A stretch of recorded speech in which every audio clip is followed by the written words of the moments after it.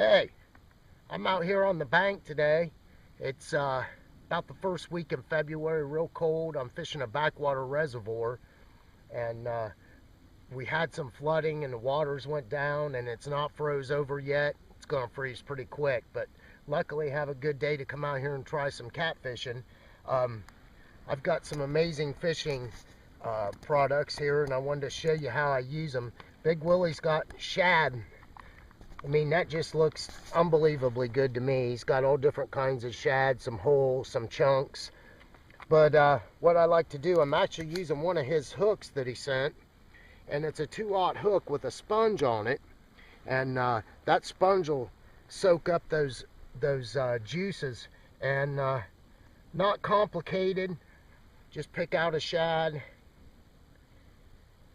hook it through the eye,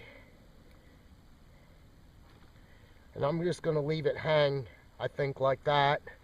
And then we'll take some of Willie's XXX blood and put on that sponge. Get a real nice smell path going.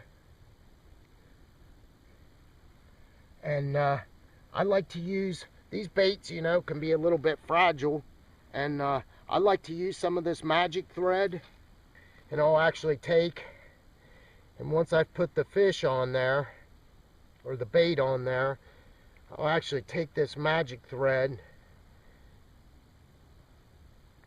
and just wrap it around. No special way to do it or anything, but it might take that tail end and come back for a second bite. And if you have some of that magic thread sort of holding it on there, it'll make it a lot harder for the fish to steal it. So there's one way. I've got some mackerel chunks here. I've got a double hook rig on. This is a rig I use for bigger pieces of bait or chunks of bait, and it's just like a 4/0 finesse hook and like a 2/0 that I tie down below it. I'll take a piece of Big Willie's mackerel chunk. Look at that chunk of bait, soaked in XXX blood. Man, this stuff's really good. These mackerel chunks are unbelievable. I've caught some real nice channels on them, especially winter time. You put this out and get a good smell path going, and even though they might not be very active at the time, they just can't resist it. So I've run that second hook through the eyeball like that, and there's a basic setup. I'll take a little bit of magic thread just to sort of give you a second chance if you have some nippers or something that isn't biting real good. Run that around.